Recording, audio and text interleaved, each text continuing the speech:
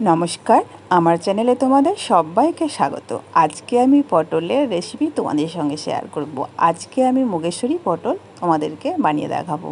কিভাবে নিরামিষ দিনে এই রেসিপিটা সুন্দর করে তোলা যায়, তোমরা সেই ভিডিওটাই দেখতে থাকো। পুরো ভিডিওটা দেখবে, ভালো লাগলে লাইক শেয়ার করবে, চ্যানেলে নতুন হয়ে থাকলে সাবস্ক্রাইব করতে ভুলবে না। চলো শুরু করি আমার আজকের রেসিপি। এখানে দেখো গোটা গোটা পটল হালকা করে খোসা ছাড়িয়ে নিয়েছি, একটু করে খোসা লাগিয়ে রেখেছি। আর দুই দিক খুব ভালো করে প্রত্যেকটা পটলের একটু করে কেটে নিয়েছি, যাতে করে লবণটা ঠিকঠাক ঢোকে আর মশলা।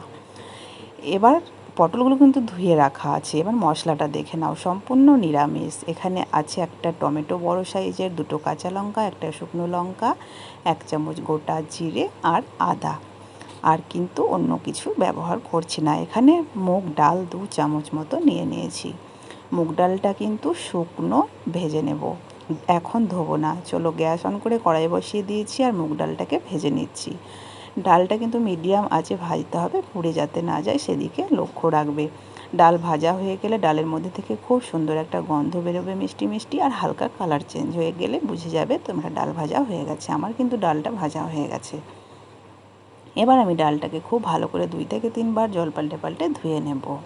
আর মশলাটা তো তোমরা দেখতেই পেলে, ঝালটা নিজেদের মতো করে নিয়ে নেবে, কমিয়ে বাড়িয়ে। এখানে দেখো কড়াইটা পরিষ্কার করে নিয়ে দিয়ে দিলাম সরষের তেল। তেলটা খুব ভালো করে গরম করে নিচ্ছি আর অল্প একটু তেলের মধ্যে হলুদ দিয়ে দিয়েছি। এবার আমি পটলগুলো দিয়ে দিচ্ছি। পটলগুলো একটু গ্যাসের ফ্লেমটা বাড়িয়ে দিয়ে ভেজে নেব। তো পটলটা নাড়াচাড়া করে ভেজে নিতে হবে একটু লাল করে, তাহলে পটলের মধ্যে থেকে দেখবে একটু জল জলে ভাবটা কমে যায় আর খেতে ভালো লাগে, রান্নার কালারও কিন্তু আসে এইভাবে ভেজে নিলে। তো পটল ভাজা হয়ে গেছে, এখন তেল থেকে আমি উঠিয়ে নেব। এর থেকে বেশি ভাজার আর কোনো দরকার নেই। তো সেমভাবে আমি এর মধ্যে আলু অ্যাড করব। আলুটা না দিলেও চলবে। তো আলুটা আমি ছোটো ছোটো সাইজের আলু একটু লম্বা করে খোসা ছাড়িয়ে কেটে ধুয়ে পরিষ্কার করে নিয়েছি। এখন আলুগুলোও কিন্তু ভেজে নেব একইভাবে। এভাবে সমস্ত সবজি ভেজে নেবে, তাহলে কিন্তু ভাজার জন্যে টেস্ট আর কালার কিন্তু দুটোই আসে, এটা খেয়াল রাখবে। আলুটাকে গ্যাসের ফ্লেমটা বাড়িয়ে দিয়ে ঠিক একই রকম লাল করে এখন ভেজে নিচ্ছি। খুব সহজ রেসিপি, একদম ঘরোয়া মশলায় কিন্তু হয় আর খেতে দুর্দান্ত লাগে। সকলেরই পছন্দ হবে এই রেসিপিটা যদি তোমরা নিরামিষ দিনে বানাও। তো দেখো আলুটা ভাজা হয়ে গেছে, আলুটা উঠিয়ে নিচ্ছি। আমি তেলের মধ্যে আরও একটু তেল দিচ্ছি। যদি বেশি তেল খেতে চাও আরও বেশি তেল দিতে পারো। অবশ্যই তেলটা গরম করে নিয়ে ফোড়ন দিয়ে দিচ্ছি একটা দারচিনির টুকরো, একটা এলাচ ফাটিয়ে নিয়েছি, একটা লবঙ্গ, একটা তেজপাতা, একটা গোটা শুকনো লঙ্কা আর 1/2 চামচ দিচ্ছি 5 ফোড়ন। ফোড়নটাকে খুব সুন্দর করে ভাজা ভাজা করে নেব। ফোড়ন থেকে একটা খুব সুন্দর গন্ধ বেরোবে, তখন যে মশলাটা আমি বেটে নিয়েছিলাম মশলাটা দিয়ে দিচ্ছি। মশলাটা মিক্সি জার ধুয়ে অল্প জলও আমি দিয়ে মশলাটাকে 2 থেকে 3 মিনিট খুব ভালো করে কষিয়ে নেব। মশলার কাঁচা গন্ধ মেরে নিতে হবে। মশলা যত ভালো করে কষাবে ততই কিন্তু কালার আসে আর খেতে টেস্ট হয়।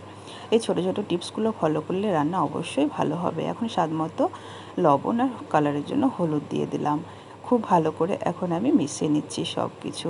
মোটামুটি 2 থেকে 3 মিনিট মশলা কষাবো। এখন ঢাকা দিয়ে স্লো আছে আমি কিছুক্ষণের জন্য রাখছি। কিছুক্ষণ পর ঢাকাটা খুলে নিলাম।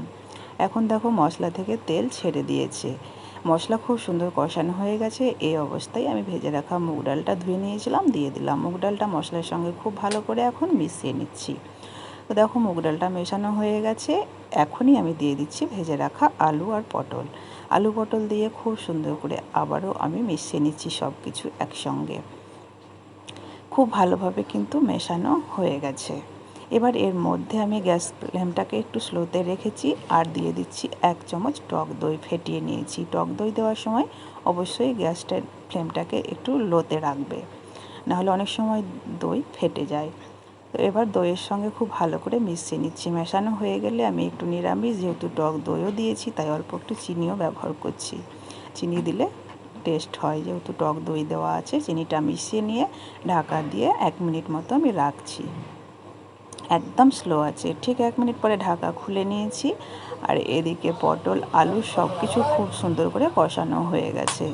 সেদ্ধর জন্য দিয়ে দেবো জল। তো বেশ খানিকটা পরিমাণে জল দেবো, যাতে আলু পটল ডাল সবটা সেদ্ধ হয়ে হালকা গ্রেভি থাকে। প্রথমে মিক্সির জারটা ধুয়ে আমি জলটা দিয়েছি, মশলাটা যাতে নষ্ট না হয়। মোটামুটি 5 থেকে 6 মিনিট স্লো আছে রান্না করে নেব। ঠিক 3 মিনিট পরে ঢাকাটা খুলে একবার দেখে নিচ্ছি।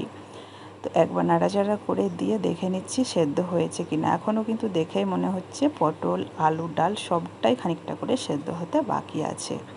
তো আরও সেদ্ধ হবে মোটামুটি 1 থেকে 2 মিনিট মতো। তো এখন আমি দিয়ে দিচ্ছি গরম মশলার গুঁড়ো 1 চামচ মতো, আর একটুখানি কাসুরি মেথি, চাইলে ঘিও দিতে পারো। কাসুরি মেথিটা থাকলে অবশ্যই দেবে, খুব টেস্টটা সুন্দর আসে, খেতেই ভালো লাগবে। এই রেসিপি থাকলে দেখবে এটা দিয়ে তোমরা ভাত খেয়ে নেবে, যারা পটল পছন্দ করে না তারাও কিন্তু খেয়ে নেবে। তো যাই হোক, এগুলো মিশিয়ে নিয়ে আমি আবারও 2 মিনিটের জন্য ঢাকা দিয়ে দেবো। এই সময় লবণটা চেক করে নেবে, কম থাকলে অবশ্যই দিয়ে দেবে। লবণ আমার কম আছে, আমি দিয়ে দিলাম। এবার ঢাকা দিয়ে রাখছি 2 মিনিট। ঠিক 2 মিনিট পরে আমি গ্যাস অফ করে দিয়েছিলাম। তার 1 মিনিট পরে তোমাদেরকে আমি দেখাচ্ছি। আমার রান্নাটা কিন্তু একদম রেডি। তো এভাবেই তোমরা মুগেশ্বরী পটল বানিয়ে সবাইকে খাওয়াবে নিরামিষ দিনে। আশা করি রেসিপিটা ভালো লাগলো। ভালো লাগলে লাইক শেয়ার করবে। চ্যানেলে নতুন হয়ে থাকলে সাবস্ক্রাইব করতে ভুলবে না। আজকে এ পর্যন্তই, ভালো থেকো।